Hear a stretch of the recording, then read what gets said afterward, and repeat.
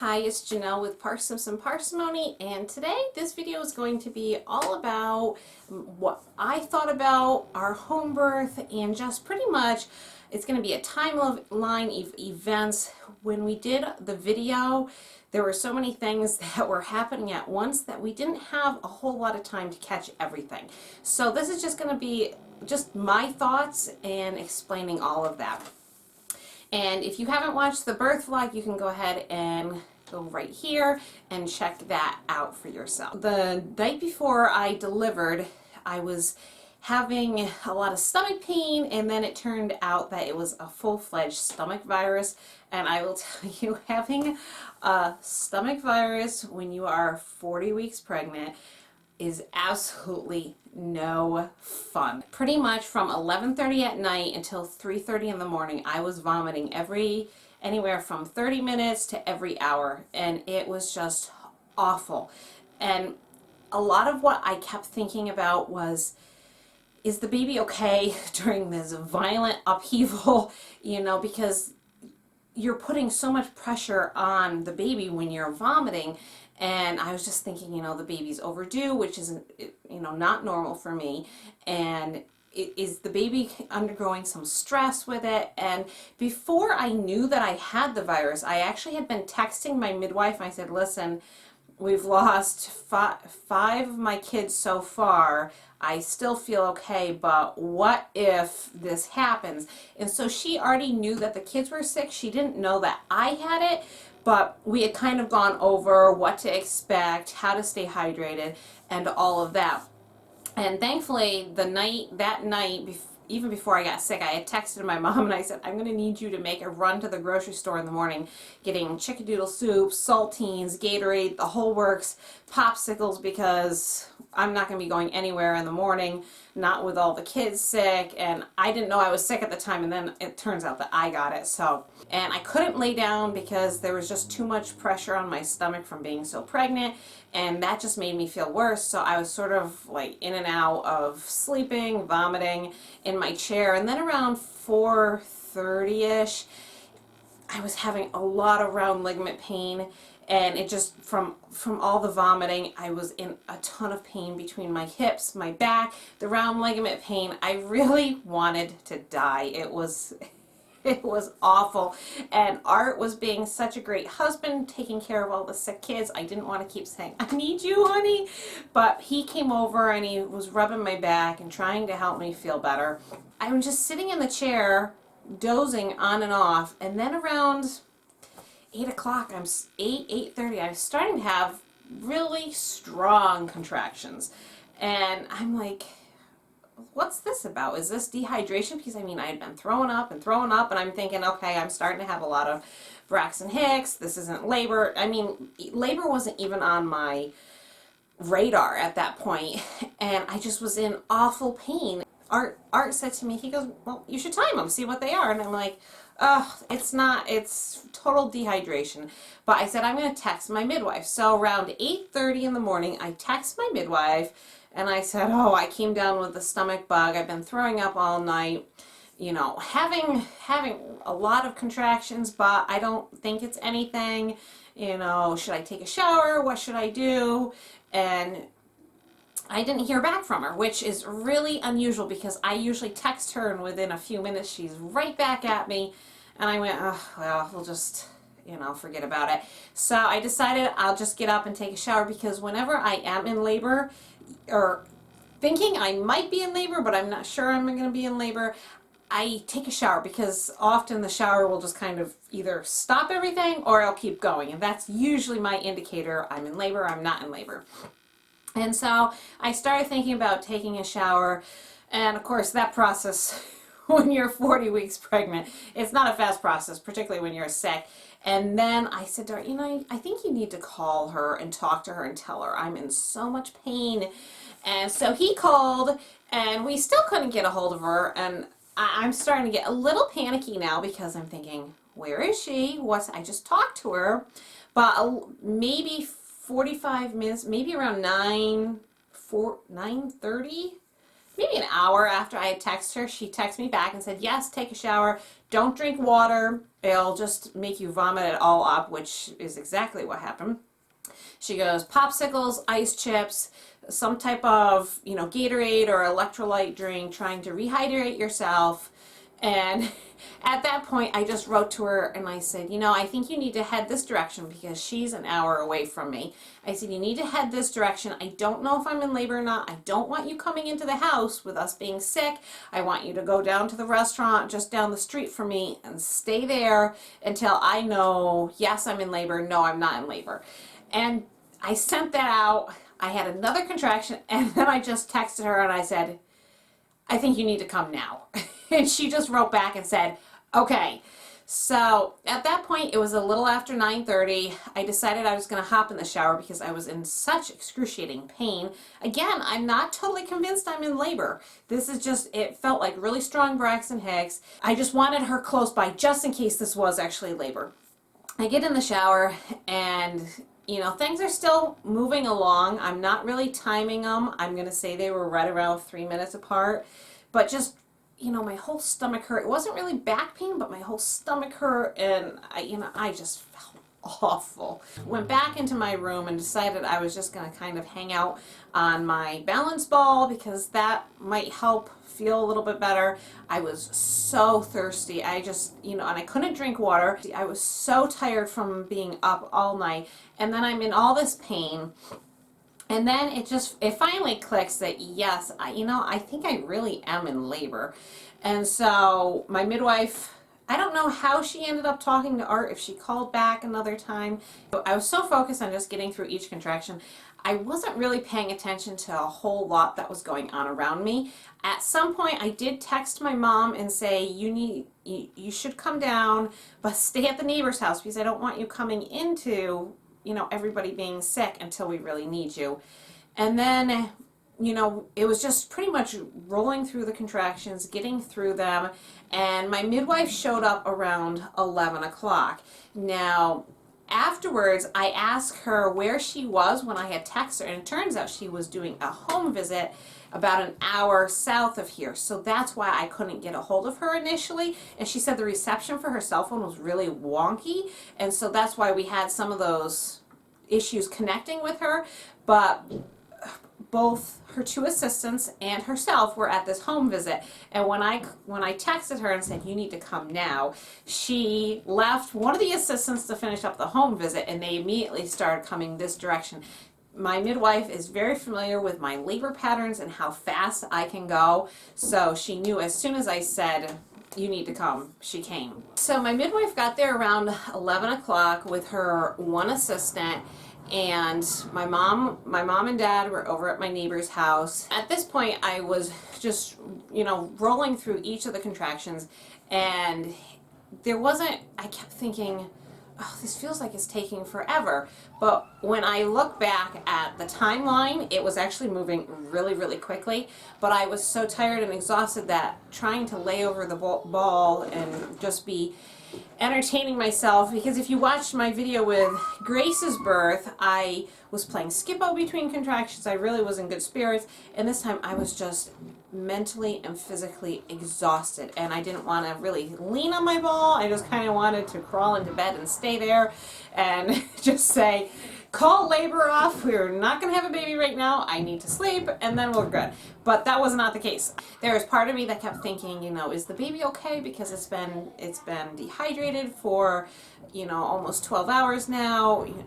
Was there stress or trauma from me throwing up? So there's all this going on in my mind. Of course, I'm not really doing a whole lot of talking, and my midwife quickly set up everything. And if you watch the video clip, I'll try to put it in here, she says that she's setting up fast and furiously. So Michelle is getting set up. Fast and furious. Right. she must have had some idea that things were moving pretty quickly. And then around 11:30, my midwife suggested to Art that she called my mom over. She said, I think things are moving pretty quickly. We want, if Janelle wants her mom here, you should probably get her. So at that point, Art called my mom over, and my mom came, and I really didn't want her exposed to having a stomach bug. But on the other hand, I was in such a mental state. I really needed the support of her just trying to get me through each of these contractions. It was an entirely different mindset that I've had than any of my other labors. After my mom showed up, the other assistant midwife showed up as well, and they were just setting everything up. I was just kind of in my own little world. My mom was rubbing my back, Art was rubbing my back, and I just kept thinking, this is taking too long, this is taking too long. I think it was around 12:10. I believe it was around 12:10 my water finally broke. And once my water breaks, usually things move pretty quickly from that point. And my water broke, and there was, that almost instantaneous urge to start pushing. And so things started really moving at that point. My one main concern was there any meconium in the fluid because of all the stress I had been under the last 12 hours. And so I said to my midwife between contractions, was there any meconium? And she said no, everything was clear, everything looked really good. They were checking heart tones, everything was fabulous with the baby, there was no issues at all with that. I was pushing. And if you watch the birth video, you saw that my midwife started telling a funny joke. And some of you might have thought that was kind of strange that she was telling that joke. And part of the reason she did that is because when I'm in labor, I do not like people to just be quiet. I need to hear voices, I need to hear people talking, I need to hear conversations. And my midwife knew that I needed something to distract me from this work of pushing this baby out. So that is why she was telling that very funny joke. And it really did help me get past, because when my water breaks, usually I deliver within 5 minutes. It took a full 8 minutes to deliver the head and another minute to deliver the rest of the body. And having the joke really helped me get past all that hard work I was doing of pushing this baby out. Now, as I'm pushing this baby out, I'm thinking, this is a big baby. I could feel the baby trying to get past my tailbone, and I'm pushing and pushing and pushing, and you just can compare it to Grace. You knew this was a big baby, and there is nothing I could do about it. There is nothing I could verbalize to people saying this is really big. There was only one thing to do, and that was to focus and to push the baby out. And I don't know if I want to say it was painful.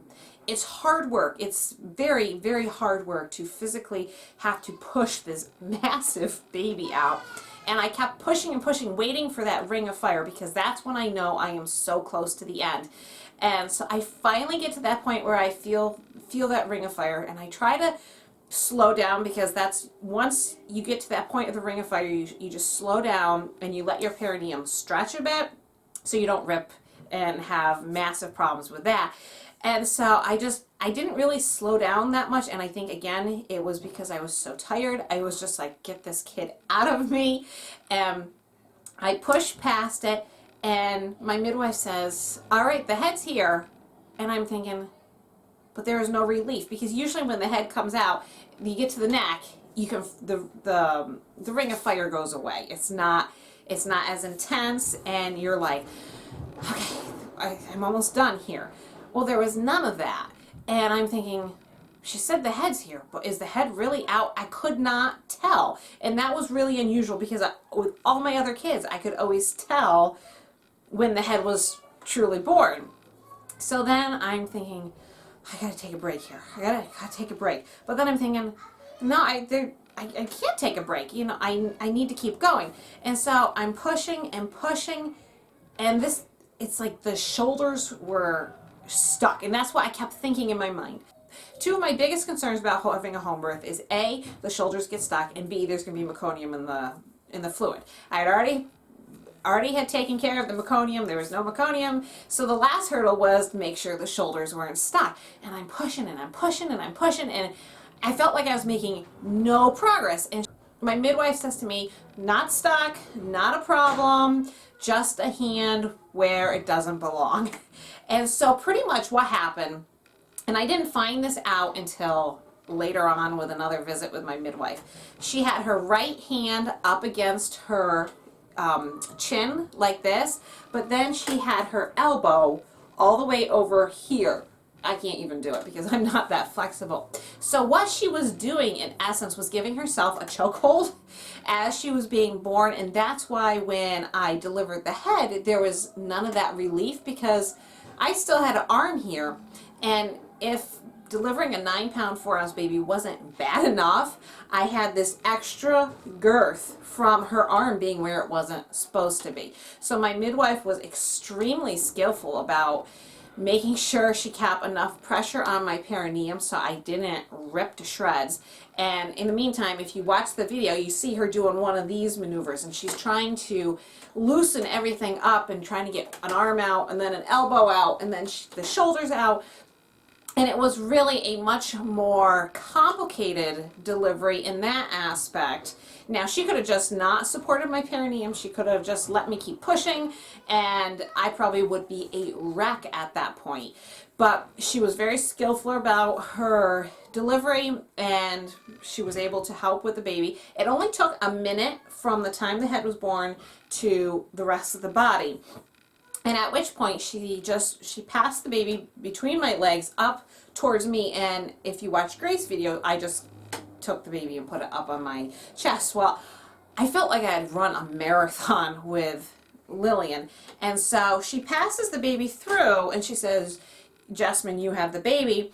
And I would say there's almost like this state of shock, not in a bad sort of way, but like I didn't look at the baby and say, "Oh, she doesn't look good." I looked at the baby and said, she just went through a lot. But there wasn't any concern on my part like, "Oh, she's not breathing."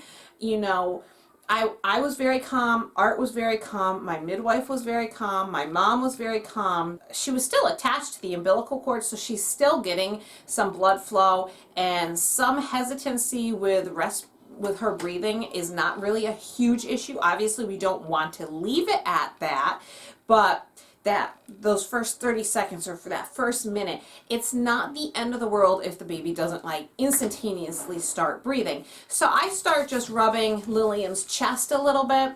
My midwife very quickly saw that her overall tone was very limp, and some of you commented on the video how scary it was because she didn't look good, and you saw that my midwife immediately put her hand on her chest, so she was feeling her heart. Her heart rate was extremely strong, so really the issue wasn't heart at all. It was just she was stunned by the delivery, particularly by having her hand up by her face, and we think she was probably cutting off a little bit of her airway, so when she was born, she just was like and when I went back and watched the video, I went, "She looks like an alien," and a dead alien. It wasn't quite a pretty picture, but after delivering, I didn't see that. I was just like, "Oh, she's out finally."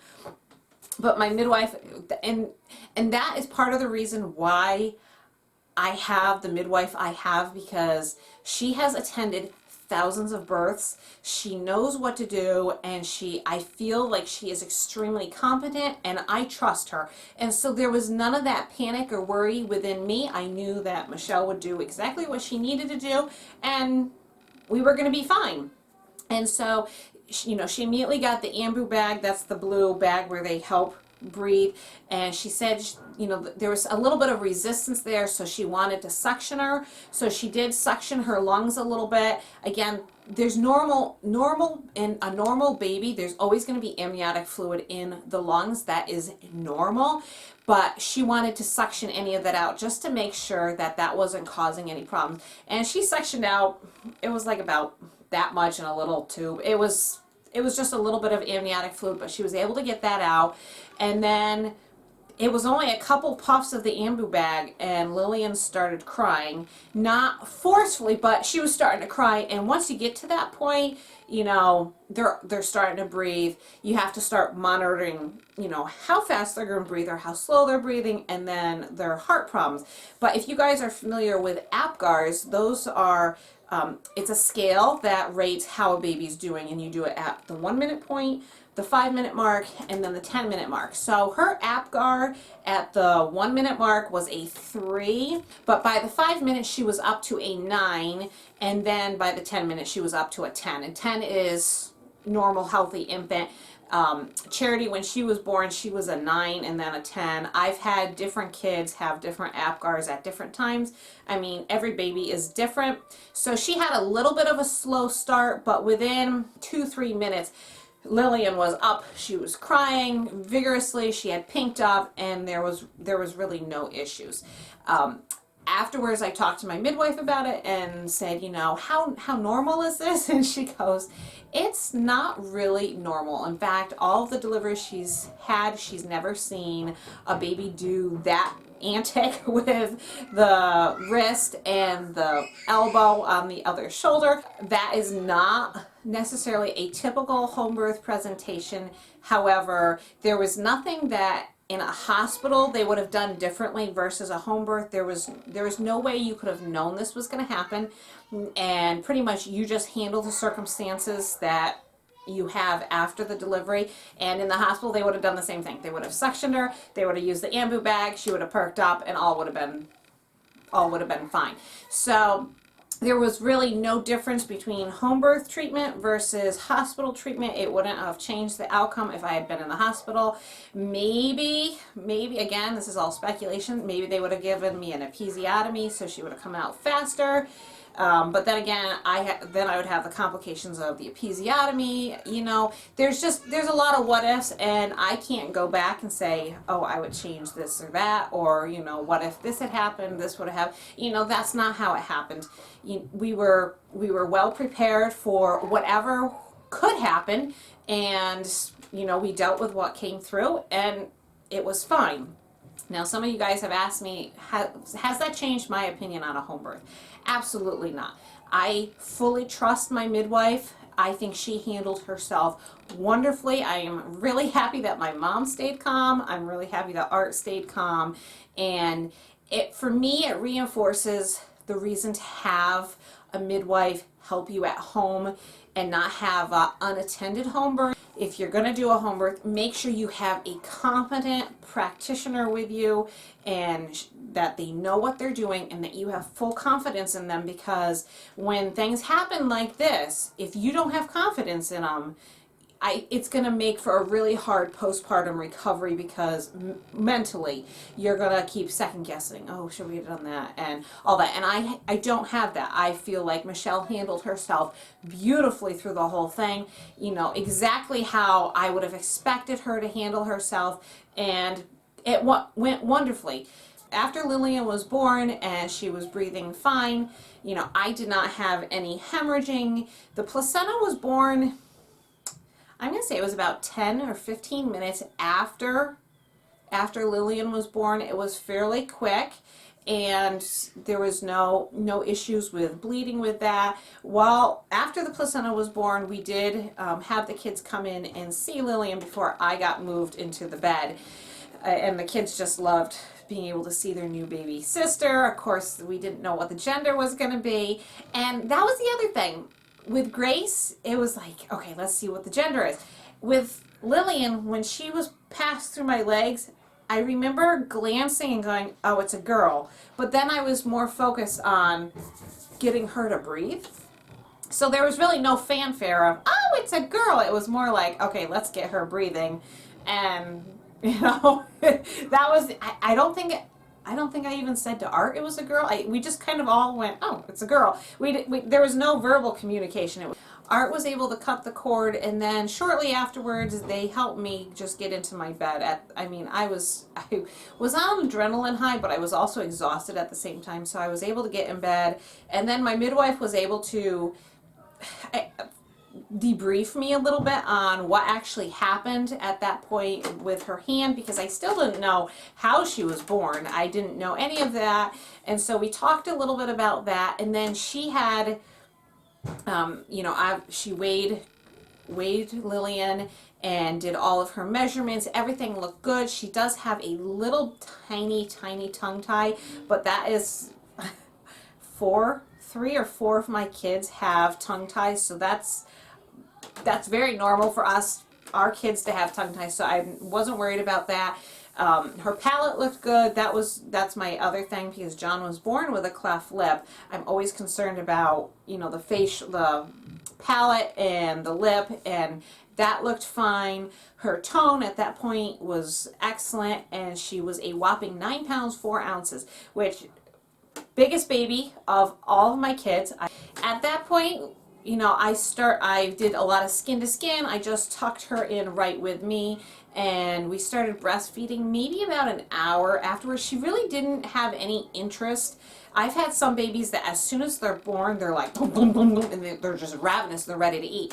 And she was born, and she just was like chill. She didn't really want to eat, and I wasn't gonna push the issue. So about an hour after she was born, I did initiate her first breastfeeding, and she did, she latched on fine, didn't have any issues with that. And my midwife at that point left, but she left her 2 assistants with me, and they stayed for another 2 or 3 hours, just making sure that my vitals were stable, making sure that nothing was going on with Lillian. But at that point, everything looked fine with both of us.